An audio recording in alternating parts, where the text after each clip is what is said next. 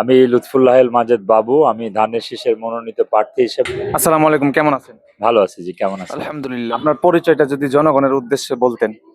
আমি লুৎফুল্লাহেল মাজেদ বাবু। আমি ধানের শীষের মনোনীত প্রার্থী হিসেবে বাংলাদেশ জাতীয়তাবাদী দল থেকে ঈশ্বরগঞ্জ ময়মনসিংহ থেকে আসলে নির্বাচন করছি। নির্বাচনে আর মাত্র 2 দিন বাকি, এই শেষ মুহূর্তের ব্যস্ততায় আপনার অনুভূতি কেমন? জনগণের সাড়া কেমন পাচ্ছেন? আমরা আসলে অভূতপূর্ব সাড়া পাচ্ছি, কারণ বাংলাদেশ জাতীয়তাবাদী দল বাংলাদেশের বৃহত্তম দলের একটি, এবং আমরা বিভিন্নভাবে মানুষের কাছে যখন যাচ্ছি, মানুষ 17 বছরে ভোট দিতে পারেনি ধানের শীষে, ফলে মানুষের একটি সাড়া আছে।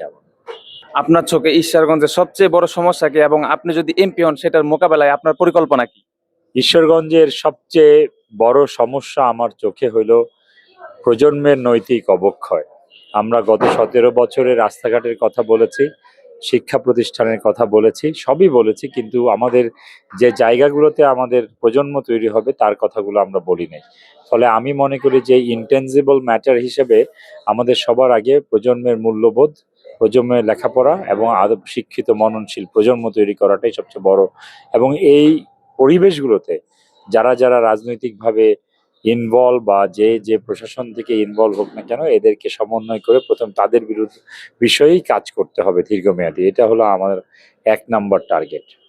আর রাস্তাঘাট, স্কুল কলেজ মাদ্রাসা আর স্বাস্থ্যসেবা, এটা আমাদের আসলে দীর্ঘমেয়াদী সমস্যা, যেগুলোকে খুবই মাস্টার প্ল্যানিং করে অ্যাক্সিলারেটেড ওয়েতে সমস্যা আসলে কোন রাস্তাগুলো খুব আগে অগ্রাধিকার ভিত্তিতে তৈরি করা উচিত, এবং সেগুলোই আমরা করার চেষ্টা করব যদি আমরা ক্ষমতায় আসি। মাদ্রাসা বা ধর্মীয় যে শিক্ষা প্রতিষ্ঠানগুলোর মান উন্নয়নে আপনার পরিকল্পনা কি? ধর্মীয় এবং মাদ্রাসা মান উন্নয়ন পরিকল্পনার প্রথম হলো যে কোনো শিক্ষা প্রতিষ্ঠান, এটা ধর্মীয় হোক না ধর্মীয় হোক, সেখানে শিক্ষকদেরকে জবাবদিহিতার আওতায় আনা। প্রথম কথা হলো, আমি একটা সরাতি মাদ্রাসার কথা শুনেছি যেখানে শিক্ষক সংখ্যা হলো 14 জন, ছাত্র পরীক্ষা দিয়ে 18 জন, পাশ করেছে 6 জন। এখন আপনি বলেন সরকারের যে ইনভেস্টমেন্ট, সরকারের যে জায়গা, এখানে এই 14 জন শিক্ষক মিলে এই 18 জন ছাত্রকে যে কোনোভাবেই হোক সারাদিন পড়িয়ে পাশ করানোর দরকার ছিল। ফলে এটা মনিটরিং এর ব্যবস্থা করা, এবং আমরা অবশ্যই টিচারদেরকে রিট্রেন করে সামনের দিকে যাতে, কারণ আমাদের মাদ্রাসা শিক্ষায় পাশের হার মাত্র 20 থেকে 21%, যেটাকে অবশ্যই 60 to 70% নিয়ে আসতে হবে। এটাই আমাদের পরবর্তী টার্গেট। নির্বাচনের 2 দিন বাকি, আপনার এলাকায় সুষ্ঠু ও শান্তিপূর্ণ নির্বাচন নিশ্চিত করতে কি ব্যবস্থা গ্রহণ করেছেন?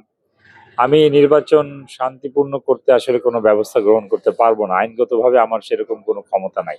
তবে নির্বাচনে যাতে আমাদের দলের কোনো নেতা কর্মী কোনো সহিংসতা বা কোনো ধরনের কিছু না করে, তার ব্যাপারে কঠোর নির্দেশনা আছে।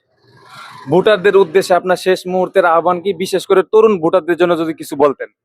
জি, আমি সবসময় তরুণ ভোটারদের সাথে কথা বলছি, তাদের ব্যাপার নিয়ে আসছি।